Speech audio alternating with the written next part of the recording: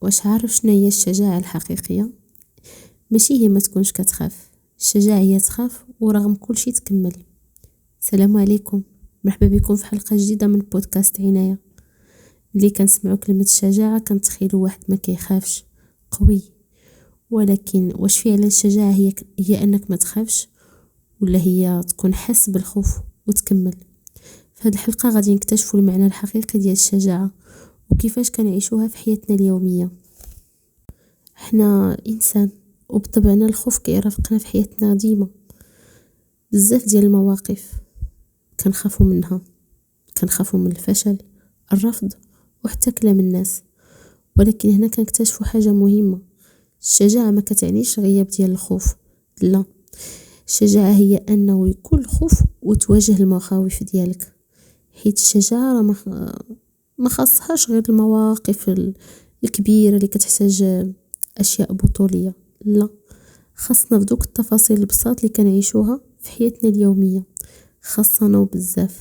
الشجاعة ما كنحتاجوهاش غير في القرارات المصيرية، بحال تسلق شي جبل ولا تقفز بالمظلة من السما، غير باش نقول للإنسان لا في بلاصة راه خاصك شجاعة كبيرة، خصوصا إذا كنتي من الناس اللي كيقولوا حشومة وعيب، باش تبعد على شي شخص اللي انت كتعرفه بلي راه نرجسي وراه كيضرك، كيسبب لك بزاف ديال الضرر النفسي والجسدي، المهم كاع جميع الانواع ديال الاضرار راه كيسببهم لك. غير باش تبعد من داك الشخص راه كتسمى شجاعة. ولكن الا كانت الشجاعة بهذه البساطة، علاش بزاف منا ما كنقدروش نديروها؟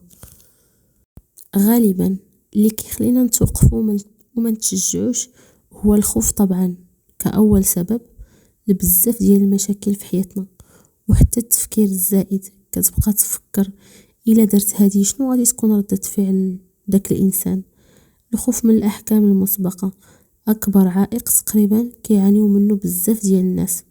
هو وكلمة حشومة، عيب، لا ما عندناش في ثقافتنا محشومة، هذا كبير هذا صغير، ما تقولش لا لفلان كبر منك. راه كاين فرق كبير ما بين الاحترام والوقاحة. راه لا جا بنادم وطلب منك شي حاجة انت ما قادرش عليها، ما كايناش في الاستطاعة ديالك، راه ما تقدرش تقول له واخا. وشنو غدير من بعد؟ عادي تقول له لا، راه من باب الاحترام، حتى ديك لا راها مزيانة، راه ماشي انسان وقح. ولكن احنا بطبعنا راه كنخلطوا الامور. واكبر حاجز كيمنعنا تاني هو الوقت. ديما كنتسناو الوقت المناسب. بغينا نعترفوا لشي واحد كنتسناو الوقت المناسب، بغينا نحققوا شي حلم كنتسناو الوقت المناسب، بغينا نتشجعوا نديروا شي حاجه كنتسناو الوقت المناسب. الى متى يا ترى؟ الله اعلم. كنتسناو نحسوا براسنا ديما مستعدين 100%، لا كان عندك غير واحد الشك ديال 1%، راك خاصك تجبد ديك الشجاعه ديالك وتنوض دير الحاجه. حيت الا كتسنى راسك تكون مستعد 100%، عارف باللي ديك اللحظه عمرها غادي تجي.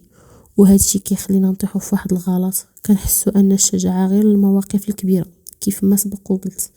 ولكن راه في الحقيقه راه كتبدا من ديك النقطه الصغيره اللي انت كتبان ليك تافهه وماشي شي حاجه اللي تستاهل دير عليها ضجه. لا سيدي، دير عليها ضجه وخرج الشجاعه اللي لداخل ديالك، وواجه المصاعب ديالك وقول لا، قول لا، قول لا.